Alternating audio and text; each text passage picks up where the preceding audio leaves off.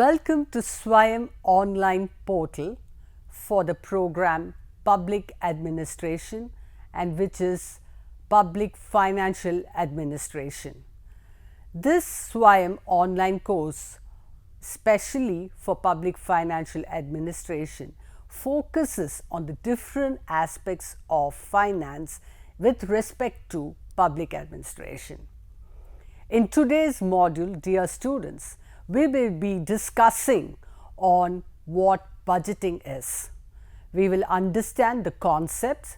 We'll also assess the patterns, the stages, and also the enactments of budgeting with respect to India. So, as far as budgeting is concerned, we should understand that it's significant as far as the study of public administration is concerned. You will all heard of the thinker Luther Gulick, who gave us the acronym POSGOB. What is POSGOB? It is planning, organizing, staffing, directing, coordinating, reporting, and finally a very important and vital aspect as far as administration is concerned, which is budgeting. So, please students, engage yourself and understand yourself on the important aspect of budgeting. You would have seen that there were various models on budgeting, but this module is specifically discussing on the budgeting with respect to India. So, what is budget? As far as budget is concerned, it plays a very important and integral role as far as administration concerned. So, we need to take the definition as given by Willoughby, which is budget is an integral and indispensable tool of administration. The real significance of budget system lies in providing for an orderly administration as far as financial affairs is concerned concerning the government. So, the definition is very important as far as budget is concerned. Budget plays an important role and it is also an integral and indispensable part of administration. The real significance of the budget system lies in providing for an orderly administration of financial affairs of the government. So, budget is derived from an old English word. Even in French they use the word budget, which means a sack or a pouch. Why it was called a sack or a pouch? It's because the British Chancellor of Exchequer, he used to carry a bag. The Exchequer used to carry a bag and go for the budget program, and he used to place the bag and open the papers for presentation for the budget programs in the British Parliament. So, hence the word budget. And budget is actually budget. The word comes from a carry bag, which is a water bottle which is usually carried for far off places. So, since the important papers were carried on the budget or the bag, and it was termed as budget. So, the budget was presented for every financial year. Now, what are the functions of a budget? It ensures accountability of subordinates to the superiors in the administration hierarchy.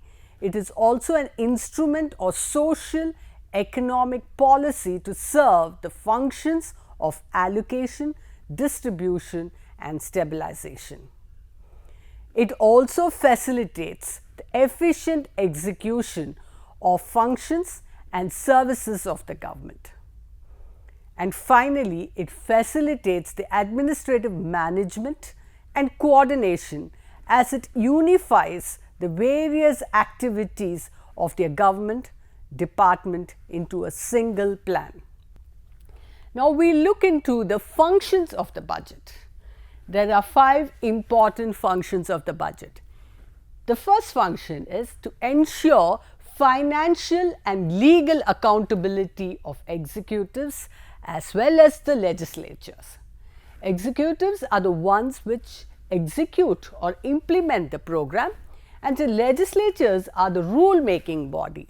So, it ensures the financial and legal accountability as far as the executives and legislatures are concerned.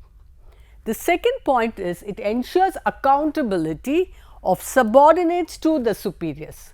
Whatever is presented to them is actually implying that the subordinates are assuring that this budget will be followed as per the regulation. So, it is also serving as a commitment to the purpose of administration.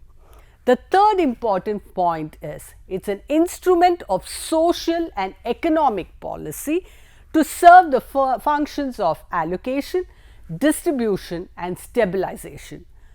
Fourth important point is that it serves as an efficient mechanism for executing the functions and services of the government. And finally, one important function, it facilitates administrative management and coordination as it unifies the various activities of the government into one single plan. So, you see the functions of budgeting is not just about money, but also indicates about the administration of the organization as far as India is concerned, the government of India. So, the 5 functions can be reiterated again for you. The 5 important functions are: firstly, the financial and legal accountability of the legislatures and the executive. The second function is the accountability and of the subordinates to its superiors. The third function is acts as an instrument of social and economic policy, so that it affords allocation, distribution and stabilization of the funds. Fourth important point is it executes or helps in the execution of function what the government has planned. And finally, the whole purpose is to coordinate between any departments of the government into one single plan. And hence, budgeting functions should be under consideration when preparing a budget. Now, to understand budget, we cannot say that we know the principles of budgeting. We need to understand where the budgeting can be accommodated. So, it is important to study the budgeting principles. Now, if you see budgeting principles, first important principle is it should be made on an annual basis. Every year, the government of India plans a budget. The second point is it is done on a departmental basis. Every department will present a budget to its superior, and that in turn will go to the finance ministry. The third principle is it should be balanced, so that it is a balanced based budget, so that the estimates are somewhere near to the income as well as the expenditure. The third, which is very important, is that budget estimates should be on a cash basis. It should be totally on the cash basis, not on what is expected to come. So, it is eventually going to stabilize, as we said, distribution, allocation and stabilization, and hence it should be understood that the estimate should be on cash basis, so that you know the revenue that is generated or the income that is going to come will be stable. The next point is one budget for all financial transaction.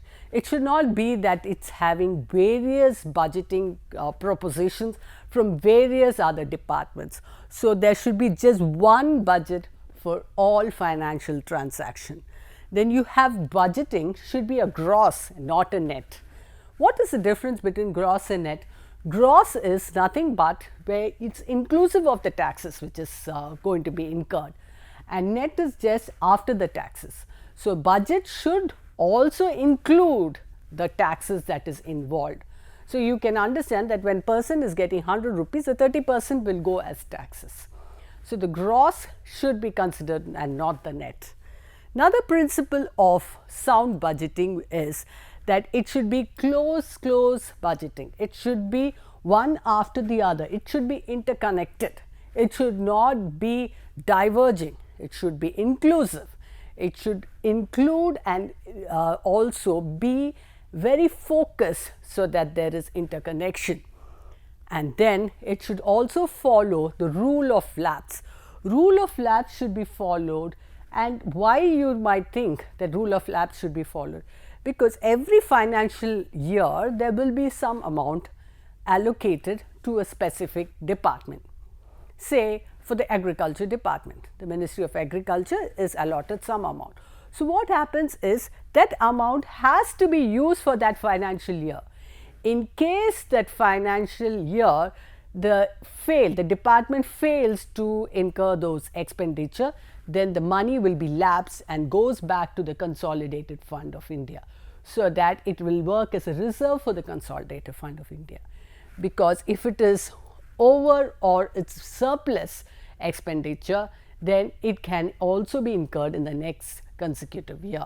But the rule of laps strictly follows the fact that once the expenditure is not incurred, then it goes back to the consolidated fund so that it can be used for useful and development purposes. The next important point is it acts as a revenue and capital portion which should be separated, that is, revenue budget as well as the capital budget should be different. Capital budget is how much money you are going to invest. Revenue budget is how much money is going to come. What are the taxes, what are the